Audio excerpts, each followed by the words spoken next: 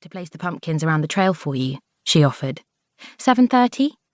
"That's grand, Daisy. You know me, I'll be up long before then." Daisy shivered against the night chill as she crossed the cobbled farmyard to her studio and hurried inside, straight through to her living space, if you could call it that. Situated at one end of the long, low building, there was only room enough for a bed, an armchair, a cupboard, and a tiny kitchenette with a small shower room attached. Previous artists in residence had only used the studio as somewhere to work, display, and sell. Nobody had actually lived there before.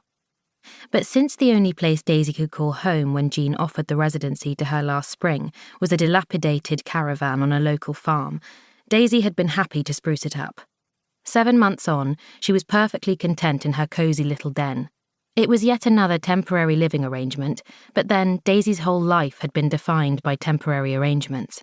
Fox Farm was a particularly nice one. Daisy wasn't one to lie in. During her childhood, getting up early was often the only peace she might get in the day. With a mug of tea in hand, she entered her studio, switched on the lights, and checked that everything was ready for Fox Farm's Halloween week. She put a few decorations up, mock cobwebs and strings of cardboard pumpkins, but she hadn't gone mad. She didn't want them to detract from her work.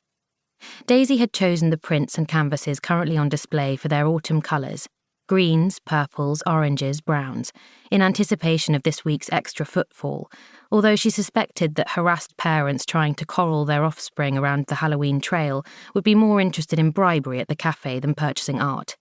Ah well, time to sort the pumpkins out. Scraping her hair into an untidy ponytail, she pulled on jeans, an old sweatshirt, wellies and a cagoule, then stepped outside, enjoying the stillness for a moment. Oh, Fox Farm is so perfect. Her studio, converted from a cattle byre, lined the side of the square opposite the entranceway to Fox Farm. To her left was the half-converted barn, never completed and currently used for storage. To her right stood the large grey stone building that housed the café and gallery, once the main farmhouse, with Jean's little cottage and garden at its side.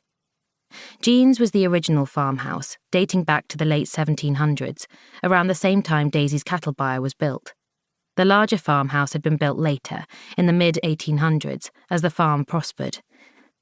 All the buildings were of wonderful old Yorkshire stone, their history steeped into their frontages. It's such a shame that Jean changes her studio artist every year. Only 5 months left for me. What I'd give to stay. Still, I'm a part of it for now, and that's all that matters. Daisy crossed the still dark yard to Jean's cottage, frowning as she noticed there was no light on downstairs, no clattering coming from the kitchen. Her gaze drifted upwards. No smoke from the chimney, either, although there was a light on in the bedroom. A sense of unease unfurled in her belly. She's had a lie-in, Daisy. It was a long, busy evening and the woman's in her 70s, for goodness sake. Daisy tried Jean's door. It wasn't locked. Typical Jean, old country ways. She stepped into the familiar kitchen with its pinewood table and dresser, cream walls and pleasant clutter, dominated by the large cooking range. Daisy had enjoyed many mugs of strong tea sitting in this kitchen these past few months, chatting with Jean. But there was no sign of morning activity.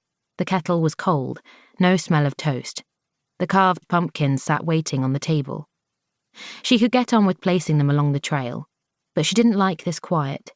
If Jean were getting dressed, she would hear something, surely. Daisy almost called out, but she didn't want to wake Jean.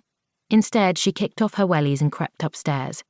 If Jean was still asleep, Daisy would creep right back down again and feel awful for intruding, but her gut demanded that she should check. She pushed open the door to Jean's bedroom, wincing as it creaked. Jean was in her armchair, fully clothed, slumped and unresponsive. Daisy rushed to her side. Jean! Jean didn't seem to be unconscious, but she didn't seem to see Daisy either. Her face looked lopsided. Oh no, please no. Grabbing the phone from Jean's bedside, Daisy dialed with shaking fingers. Ambulance, please. I think someone's had a stroke. Chapter 2. Daisy gripped Jean's hand. The downside of being so far out in the countryside meant the paramedics would take some time. Fox Farm was only a mile from the nearest village, Winterbridge, but the nearest ambulance station was much further. Daisy's mind raced.